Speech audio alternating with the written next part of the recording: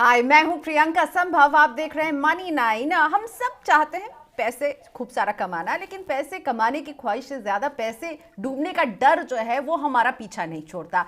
इसीलिए हम कई बार कई जगह पे निवेश करने से रुक जाते हैं और बाद में हम जब देखते हैं वहां पे जबरदस्त रिटर्न मिल रहा है तो हमारा दिल कहता है काश हमने यहाँ पर पैसा लगाया होता।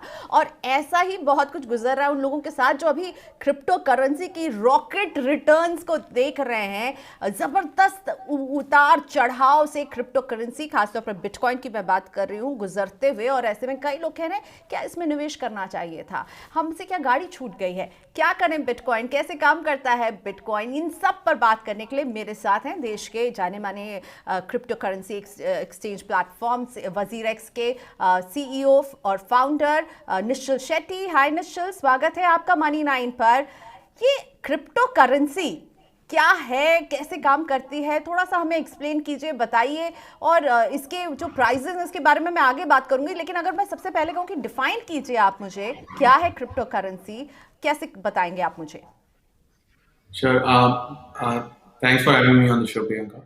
I think क्रिप्टो करेंसी का सबसे बेसिक जो सिंपल सा डेफिनेशन मैं यूजुअली क्या देता हूँ इज एन एग्जांपल कि आप देखो आज के डेट में आप जब ऑफलाइन की दुनिया में आप जब आपके दोस्त को आपको लेट्स से 100 रुपया देना है तो आप आपके जेब से 100 रुपये का नोट निकाल लेते हो और दे देते हो। तो ये जो ट्रांजैक्शन है ये आपके और आपके दोस्त के बीच में हुआ और कोई थर्ड पार्टी नहीं था। पर अगर आपको ऑनलाइन आपको कोई पैसे ट्रांसफर करने हो तो आप आपके बैंक को बोलते हो कि 100 रुपये मेरे दोस्त के बैंक में ट्रांसफर कर दो। तो ये तीन पार्टी सिस्टम हुआ, आप, आपका बैंक और आपका दोस्त। अब बिटकॉइन का जो इन्वेंशन था उसका एक ही मकसद था कि ये जो कैश ट्रांजैक्शन होता है जो एक दोस्त से दूसरे दोस्त को डायरेक्टली, वो हम ऑनलाइन कैसे लें। और यही हुआ है। अब आप जब बिटकॉइन जब आप आपके दोस्त को भेजते हो वो सिर्फ आप और आपके दोस्त के बीच में, उसमें कोई बैंक की जरूरत नहीं है, कोई थर्ड पार्टी की जरूरत नहीं है। इट्स पीयर टू पीयर बोलते हैं इसको, इंग्लिश टर्म है peer to peer, from one person to another. तो यही है बेसिक जो अंडरस्टैंडिंग है, इतना ही है कि कैश जो ऑफलाइन में होता था दुनिया में, जो ऑफलाइन की दुनिया में नोट हम लोग यूज करते हैं, वही बिहेवियर ऑनलाइन में बिटकॉइन ने लाया। बस यही एक सबसे बड़ा डिफरेंस है। ओके, सो बैंक नहीं है बीच में, पीयर टू पीयर जो है इसका एक्सचेंज होता है। पर ये बताइए, तो क्रिप्टो करेंसी जो है वो है एक्चुअली में प्रोडक्ट और इसके अलग अलग ब्रांड है, यानी बिटकॉइन हो गया, हम और भी सुनते हैं लाइट कॉइन, इथेरियम, रिपल, ये सब अलग अलग इसके छोटे छोटे जो है अलग अलग टाइप्स ऑफ जो है क्रिप्टो करेंसी हैं। राइट। और उसको आई थिंक और सिंपल अगर समझना है तो जैसे आपका इंटरनेट हो गया और इंटरनेट के ऊपर आपके बहुत वेबसाइट्स हैं और हर वेबसाइट का अलग अलग यूज है। राइट, आप न्यूज वेबसाइट्स हो गया, सोशल नेटवर्क्स हो गए, तो हर एक का अलग अलग यूज केस होता है। सो उसी तरीके से क्रिप्टो करेंसी भी क्या है, जैसे बिटकॉइन का एक मकसद था कि आज के डेट में बिटकॉइन को डिजिटल गोल्ड कहा जाता है, वो गोल्ड के साथ compete कर रहा है। पर अभी कोई और करेंसी ले लो आप, इथीरियम आपने जो बोला, तो Ethereum more of like a computer है, ऑनलाइन कंप्यूटिंग रिसोर्स में इथीरियम यूज होता है। तो अलग अलग क्रिप्टो करेंसी के अलग अलग यूज केसेस हैं, वेरी सिमिलर टू आपके जो वेबसाइट्स होते हैं इंटरनेट पे, वैसे ब्लॉकचेन पे क्रिप्टो करेंसी है। तो यही बहुत बड़ा डिफरेंस है।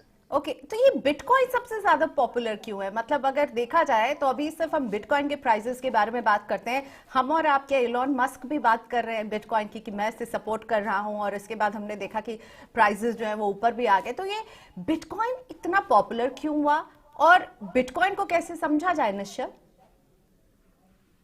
सो आई थिंक बिटकॉइन का पहला एडवांटेज है कि ये दुनिया का सबसे पहला क्रिप्टो करेंसी है। सो इनोवेशन ने बिटकॉइन को सबसे पहले पुश दे दिया कि सबसे पॉपुलर बन गया। दूसरी बात यह है कि देखो, हमें सबको पता है कि बिटकॉइन का फाउंडर जो है एनोनिमस है, सतोशी नाकामोटो का नाम पता है पर किसी को पता नहीं कौन है। और एनोनिमस फाउंडर है, और एक इम्पॉर्टेंट है कि फाउंडर के पास भी बिटकॉइन नेटवर्क का कंट्रोल नहीं है क्योंकि ये डिसेंट्रलाइज होता है।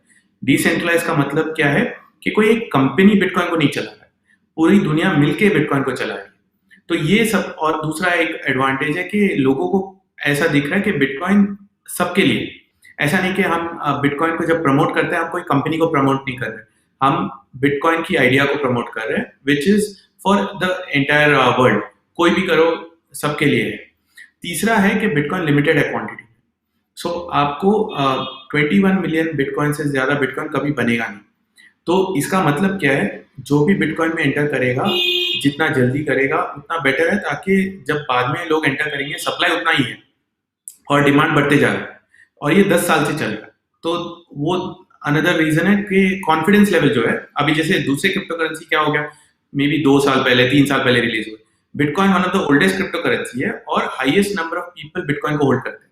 तो इससे ट्रस्ट लेवल सबसे ज्यादा बिटकॉइन के ऊपर ओके, है। अब आपने तो ट्रस्ट यही की है बात की निश्चल। ये। अब ट्रस्ट ऐसे करेंसी पर जिसका आपने खुद कहा कि अनोनिमस फाउंडर है, 21 मिलियन जो है इतने ही बन सकते हैं, और मैं पढ़ रही थी कि 2140 तक जो है वो उस लेवल पर पहुंचेगा।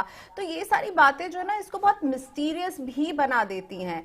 तो क्या ये इसमें कैसे कोई खरीदे, कैसे जाए, और क्या ये मिस्टीरियस नहीं लगता है आपको? I mean, I just find it very mysterious. So you know let's break it down, थोड़ा कुछ सिंपल बोलते हैं। So okay. अल्टीमेटली बिटकॉइन जो है ये कैसे होता है, ये एक डिस्ट्रीब्यूटेड लेजर है। और भी सिंपल बोलते हैं, लेट्स से आपका जो खाता बुक आपने सुना होगा, जैसे एक बुक रहता है जहाँ पे एंट्री लिखते हैं आप कि निश्चल के पास 1 बिटकॉइन है, प्रियंका के पास 2 बिटकॉइन है। तो ये जो ब्लॉकचेन जो आपने टर्म सुनते हो आप, ये इट इज नथिंग बट एक डिजिटल एक लेजर है जिसमें एंट्री होती है, और ये लेजर पूरी दुनिया में कोई भी कंप्यूटर इसको चला सकता है, इसके कॉपीज होते हैं। और अगर इसमें लिखना है आपको, तो आपको एक पजल होता है, वो सॉल्व करो तो आप ये लेजर में लिख सकते हो। और आज के डेट में पूरे दुनिया में ऐसे बहुत सारे कंप्यूटर हैं जो ये लेजर को प्रोटेक्ट करते हैं। तो हमें मिस्टीरियस लग रहा है, लेकिन आप देखो, अगर एक कोई कंपनी के हाथ में होता तो डेफिनेटली आपको थोड़ा रिस्क है कि कंपनी लेजर का एंट्री चेंज कर देगा। कोई आज आपके पास 2 बिटकॉइन है, कल लिख देगा कि आपके पास 1 ही बिटकॉइन। पर क्योंकि ये लेजर किसी के कंट्रोल में नहीं है, तो यहाँ से कॉन्फिडेंस आता है कि अगर मेरे पास 2 बिटकॉइन है तो वो 2 बिटकॉइन मेरे हैं और कोई इसे छीन नहीं सकता, कोई इसे बदल नहीं सकता। दूसरा है कि बिटकॉइन को गोल्ड के साथ कंपेयर करना। अभी आपने गोल्ड का देखा होगा, गोल्ड का प्रॉब्लम क्या है, गोल्ड का एक्चुअल सप्लाई किसी को नहीं पता। और बहुत बार क्या होता है, लोगों ऐसे केसेस आए हैं जहाँ पे गोल्ड है, लेट्स से 4 किलो का गोल्ड है, लेकिन उस पर 5 किलो के ऊपर लोन ले लिया है, और बाद में डिस्कवर होता है कि इतना गोल्ड तो इनके पास नहीं था। बिटकॉइन में क्या है, क्योंकि ये ऑनलाइन है और ओपन डिजिटल लेजर है, तो जब कोई क्लेम करता है उनके पास 10 बिटकॉइन है, तो आप जाके वेरीफाई कर सकते हो ऑनलाइन। आपको किसी की परमिशन नहीं चाहिए। अगर मैंने आप किसी का एड्रेस मुझे मिल गया बिटकॉइन का, तो मैं वेरीफाई कर सकता हूँ कि आपके पास इतने ही बिटकॉइन। तो ओके, ऑडिटिंग बहुत बहुत सिंपल हो जाता है। ठीक है, तो लेकिन आप अब देखोगे इसको कोई ये खरीदना इसको चाहता है तो क्या प्रोसीजर होता है? सो सिंपल है। देखो, कई तरीके हैं। अगर लेट्स से आपका कोई दोस्त है जिसके पास बिटकॉइन है, तो आप डायरेक्टली खरीद सकते हो, आपको किसी थर्ड पार्टी की जरूरत नहीं है। लेकिन ज्यादातर आपको कोई ट्रस्टेड पार्टी पे ट्रेड करना है, तो जैसे हमारा वजीरेक्स एक्सचेंज हो गया, तो वहां पे क्या होता है, हम एक प्लेटफॉर्म है जहाँ पे अगर आपके पास बिटकॉइन है तो आप आके बिटकॉइन बेच सकते हो, और आपके पास अगर बिटकॉइन नहीं है तो आप आके खरीद सकते हो। ये जो मैचिंग होता है, प्राइस मैचिंग, और किसके पास कितने बिटकॉइन है और आपको कितने चाहिए, तो ये सब प्रोसेस हम कर देते हैं। हम बहुत सिंपल करते हैं। तो आपके लिए सब एक बाय और सेल फॉर्म होता है, आप बाय और सेल ऑर्डर डाल दो, ऑटोमेटिकली मैच होकर आपको बिटकॉइन मिल जाएगी। सो बहुत सिंपल सा प्रोसेस है। अब ये प्राइसेस के बारे में निश्चय मैं समझना चाहती हूँ। सितंबर में $10,000 के आसपास था, जनवरी में हमने देखा इसमें $40,000 कुछ हुआ, और उसके बाद फिर अब थोड़ा सा इसमें जो है हमने गिरावट देखी। अब एलॉन मस्क ने कुछ कहा तो फिर ये $4,000 और ऊपर होके कुछ 35, आई एम श्योर आप इसको बेटर बताएंगे कहाँ पर है। ये प्राइसेस जो ऊपर नीचे जाते हैं, और ये बड़ा अजीब सा लगता है, और कई लोग कहते हैं एक बुलबुला है, सब कुछ जो है धुआं हो जाएगा। आप कितना इसको मानते हैं? देखो, अभी प्राइसेस जो ये जो शॉर्ट टर्म है, आपने बहुत सही बोला कि अभी अभी $10,000 आपने देख लिया, फिर 30 हो गया, 35 हो गया। तो बिटकॉइन का क्या हो रहा है, बिकॉज बिटकॉइन भले ही 10 साल से है, अभी भी दुनिया में सभी लोगों ने बिटकॉइन खरीदा नहीं है। बहुत अबाउट 80 मिलियन लोगों ने खरीदा है बिटकॉइन पूरे दुनिया में अभी, और 1-2 बिलियन लोग तक पहुंचने में टाइम लगेगा। तो जब जैसे इलॉन मस्क ने ट्वीट कर दी कि बिटकॉइन सही है, या मैं बिटकॉइन में इन्वेस्ट कर रहा हूँ, तो उनके जो फॉलोअर्स हैं उन्हें पहली बार बिटकॉइन के बारे में पता चल रहा है, और वो सब रश करते हैं खरीद ले। तो उस टाइम पे वो जो डिमांड एंड सप्लाई होता है उसमें गैप आ जाता है कि डिमांड ज्यादा हो गया और सप्लाई लिमिटेड है, क्योंकि 21 मिलियन के ऊपर सप्लाई होगा नहीं। ऐसा नहीं है कि डिमांड बढ़ गया तो हम सप्लाई बढ़ा देंगे। तो उसकी वजह से आप शॉर्ट टर्म में आप ये बहुत बड़े फ्लक्चुएशन देखते हो। अब दूसरा क्वेश्चन था आपका कि ये बुलबुला है। अभी देखो, बिकॉज 10 साल हो चुका है, और आप अगर हिस्ट्री देखोगे बिटकॉइन के, तो कोई भी प्राइस में आप खरीदो, 3 साल अगर आप होल्ड कर रहे हो तो आपको हमेशा प्राइस उससे ऊपर ही मिला है। तो शॉर्ट टर्म में बहुत डिफिकल्ट है बोलना कि किस तरफ प्राइस जाएगा, लेकिन 10 साल का हिस्ट्री देखोगे तो हर 3-4 साल अगर कोई होल्ड कर रहा है तो उसको हमेशा प्रॉफिट हो। दैट्स बिकॉज ज्यादा लोग हर साल बिटकॉइन में निवेश करते हैं, और जैसे जैसे ये नेटवर्क बढ़ता है, ट्रस्ट बढ़ता है, ट्रस्ट के ऊपर वैल्यू बढ़ता है। बस ये बहुत सिंपल सा डिमांड एंड सप्लाई चल रहा है। तो इसमें रिस्क क्या है, और आप किसको बोलते हैं कि खरीदना चाहिए, और वो अगर कोई सोचे कि ये तो बड़ा रिस्की है तो आप उन्हें क्या कहते हैं, और कौन खरीदे? रिस्क, पहला रिस्क तो सबसे बड़ा है कि इनोवेशन रिस्क होता है, कि ये एक आइडिया है कि पूरे दुनिया में एक डिजिटल एसेट होगा और बिटकॉइन वो डिजिटल एसेट होगा। अब ये हो सकता है कि शायद वो कॉन्सेप्ट ना चले, दो आपके पास 10 साल का हिस्ट्री है कि अभी चल रहा है, बट पॉसिबल है। तो मैं रिस्क बता रहा हूँ कि इनोवेशन रिस्क हमेशा है, इंटरनेट पे भी था, अब बिटकॉइन में भी है।